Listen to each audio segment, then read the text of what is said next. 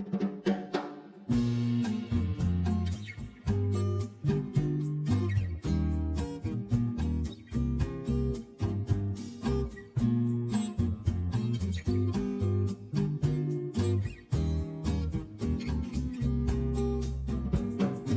loves, good afternoon. I have no idea if this camera angle is going to work. I have no idea what the audio is like in this room yet. All still to be discovered. In case you're wondering where the heck we are, recently I moved apartments, so we're in a new room. Could potentially still be a little bit echoey in terms of sound, so do forgive me for that for today's vlog if that is the case. My phone camera is currently being propped up very professionally by my diary and a box of tissues. Professional YouTube career, here I come. But today, folks, I am bringing you very happily and very peacefully, hopefully, a chill day off vlog. Again, you guys seem to enjoy these. Wanted to bring you some springtime vibes, but springtime in Italy this year has just meant rain, basically. It's alright, very used to it. Today I have a day off. My lower back is very grateful for it, and I just want to eat some nice things, do some nice, relaxing, enriching activities, and bring you guys along with me. Also have a little bit of content to make today, and I'm still very deeply in mourning for my recent trip to Paris. Like a lot. You guys didn't see the most recent video. It was a kind of what I ate in a weekend in Paris, and genuinely I remain shocked by how much I enjoyed myself. Now that probably sounds ridiculous.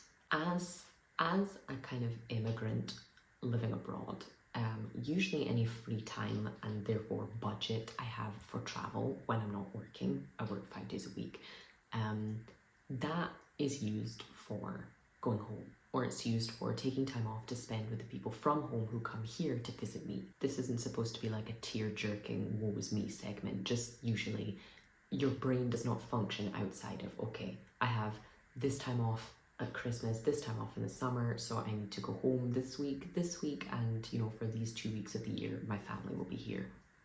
Other than that, you don't really get to think, or you just don't think much about traveling outside of that. So incredibly grateful. And while, of course, Paris is one of the most hyped up and most visited cities in the world, I was also very, very ready for it to be, as I've heard from other people and lots from Italians with their one-sided beef with the French, I was ready for it to be dirty.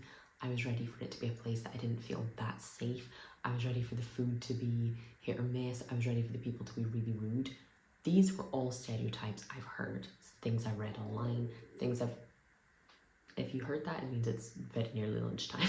These are all stereotypes I've heard, that I've read, and will now refuse to believe for the rest of my life, because every single thing was the complete opposite.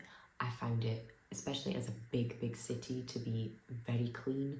I felt safe in pretty much all of the places that we went. The food was amazing and also much, much more affordable than I expected in some very, very good traditional places. Some places obviously not, but you know, 2025. And except for one particularly spicy kind of cross-European exchange that happened in a club, everyone was lovely. Everyone was an absolute delight, really polite. Even with my terrible broken French, I had an absolutely amazing, amazing, amazing time. I had a small identity crisis, thinking that maybe, you know, as someone who wants to be a professional in the world of pastry, that might be a good place to kind of be. Brexit's made that a little bit more challenging, but the dream lives on. Also picked up some amazing, amazing looking chocolate over there. Let me show you. So this is chocolate from Plaque, which is a shop that one of you lovely guys, I can't remember if it was on TikTok, Instagram, or on YouTube, one of them, but thank you so much for the recommendation. We did stumble upon the shop and absolutely worth it. The lovely guy who worked in there was super, super keen to explain all things bean to bar chocolate. He clearly didn't know the nerd he was talking to, but still very grateful for all of the info that he did give. He also gave us some samples of their amazing Easter chocolates. There was a pistachio praline that I will remember until the day I drop dead. And I brought 2 of these bars home. I only had one you know, rucksack to take all of my stuff with me for the 4 days we were there, so couldn't fit too much on the way back. But we have this gorgeous Maya Mountain bar, a kind of classic 70-odd% dark chocolate with some fruity notes in there. This is the one I think we sampled when we were in the shop, and just everything about it. The shop, the packaging, everything, this kind of purist, minimalist vibe that is all about the chocolate and not about kind of dressing it up and making it fancy. That's, you know, quite the opposite actually.